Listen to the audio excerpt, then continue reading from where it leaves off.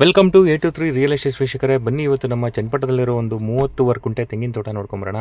ಈ 30 ಫೀಟ್ ಟಾರ್ ರೋಡಿಗೆ ಇರೋಂತಹ East ಫೇಸಿಗೆ road ಬರುತ್ತೆ. 30 ಕುಂಟೆ ತೆಂಗಿನ ತೋಟ ಇದು. ಆ್ಯಕ್ಚುಲಿ ನೋಡಿ, ರೋಡ್ ಫೇಸಿಂಗ್ಗೆ ಒಂದು 60 ಫೀಟು ಎಂಟ್ರೆನ್ಸ್ ಸಿಗುತ್ತೆ. ಒಂದು 50 ಫೀಟು ಇನ್ಸೈಡ್ ಹೋದ್ಮೇಲೆ ಲೆಫ್ಟ್ ಸೈಡ್ಗೆ ವಿಡ್ತ್ ಜಾಸ್ತಿ ಆಗುತ್ತೆ. ವಿಡ್ತ್ ಜಾಸ್ತಿ ಆದಾಗ ಅಲ್ಲಿ 120 ಅಡಿ ವಿಡ್ತ್ ಬರುತ್ತೆ, ರಿಮೈನಿಂಗ್ ಡೆಪ್ತ್ ಬರುತ್ತೆ. ಒಟ್ಟು 30.5 ಕುಂಟೆ ತೆಂಗಿನ ತೋಟ ಇದು. ಟಾರ್ ರೋಡು ಮತ್ತು ಈಸ್ಟ್ ಫೇಸು.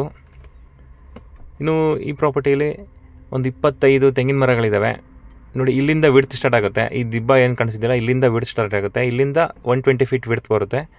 ಫ್ರಂಟ್ 50 ಫೀಟ್ ಮಾತ್ರ 60 ಫೀಟ್ ವಿಡ್ತ್ ಇದೆ. ಮತ್ತು ಒಂದು ಬೋರ್ವೆಲ್ ಕೂಡ, ರನ್ನಿಂಗ್ ಬೋರ್ವೆಲ್ ಇದೆ, ಪ್ರೆಸೆಂಟ್ ರನ್ನಿಂಗ್ ಇದೆ ಬೋರ್ವೆಲ್ಲು. ಒಂದು 25ರಿಂದ 26 ತೆಂಗಿನ ಮರ ಬರ್ಬೋದು. General property. ನಮ್ಮ ಚನ್ನಪಟ್ಟಣ ಬಸ್ ಸ್ಟಾಪಿಂದ ಒಂದು 20 ಕಿಲೋಮೀಟರ್ ಆಗುತ್ತೆ ಈ ಪ್ರಾಪರ್ಟಿಗೆ.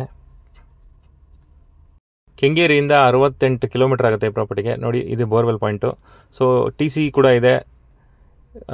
ಪವರ್ ಪ್ರಾಬ್ಲಮ್ ಏನು ತೊಂದರೆ ಇಲ್ಲ. ಪರ್ಮಿಷನ್ ತೊಗೊಂಡಾಗಿದೆ KEBಯಿಂದ ಆಲ್ರೆಡಿ. ರನ್ನಿಂಗ್ ಬೋರ್ವೆಲ್ ಇರೋದೀಗ. ಸೊ ವಿಲೇಜ್ ಅಟ್ಯಾಚ್ ಇರೋದ್ರಿಂದ ಯಾರಾದರೂ ಚಿಕ್ಕದಾಗಿ ಫಾರ್ಮ್ ಹೌಸ್ ಮಾಡ್ಕೊಳ್ಳೋದಕ್ಕೆ ಪರ್ಫೆಕ್ಟ್ ಆಗಿರುತ್ತೆ. ಜನರಲ್ ಪ್ರಾಪರ್ಟಿ ಕೂಡ. ಡಾಕ್ಯುಮೆಂಟ್ಸ್ ರೆಡಿ ಇದೆ, ಕ್ಲಿಯರ್ ಇದೆ ಅಂತ ಹೇಳಿದ್ದಾರೆ ಓನರು. ಇನ್ನು ಈ ಪ್ರಾಪರ್ಟಿ ಪ್ರೈಸ್ ಬಂದ್ಬಿಟ್ಟು ಪರ್ ಕುಂಟ 2 lakhs ಕೋಟ್ ಮಾಡ್ತಾ ಇದ್ದಾರೆ. ಡೈರೆಕ್ಟ್ ಓನರ್ ಮೀಟಿಂಗ್ ಇರುತ್ತೆ. Slightly negotiable price. 30 ಕುಂಟ, ಪರ್ಫೆಕ್ಟ್ ಫಾರ್ ಫಾರ್ಮ್ ಹೌಸು. ಇನ್ನು ಈ ಪ್ರಾಪರ್ಟಿ ಬಗ್ಗೆ ಆಲ್ಮೋಸ್ಟ್ ಕಂಪ್ಲೀಟ್ ಎಲ್ಲ ಡೀಟೇಲ್ಸು ತಿಳಿಸ್ಕೊಟ್ಟಿದ್ದೀನಿ. ಇನ್ನೂ ಏನಾದರೂ ಡೀಟೇಲ್ಸ್ ಬೇಕಂದರೆ ನನ್ನ ನಂಬರ್ಗೆ ಕರೆ ಮಾಡಿ ತಿಳಿಸ್ಕೊಡ್ತೀನಿ.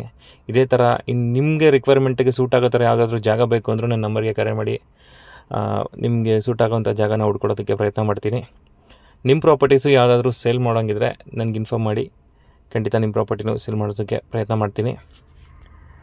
ಹೀಗೆ ನಮ್ಮ ವೀಡಿಯೋಸ್ನ ಹೆಚ್ಚು ನೋಡ್ತಾ ಇರಿ. ದಯವಿಟ್ಟು ಚಾನಲ್ಗೆ ಸಬ್ಸ್ಕ್ರೈಬ್ ಆಗೋದನ್ನ ಮರಿಬೇಡಿ. ನೀವು ಸಬ್ಸ್ಕ್ರೈಬ್ ಆಗಿ ನಿಮ್ಮ ಸ್ನೇಹಿತರಿಗೂ ಸಬ್ಸ್ಕ್ರೈಬ್ ಮಾಡಿಸಿ, ಲೈಕ್ ಮಾಡಿ, ಕಮೆಂಟ್ ಮಾಡಿ, ಶೇರ್ ಮಾಡಿ. Thank you friends. Thank you so much.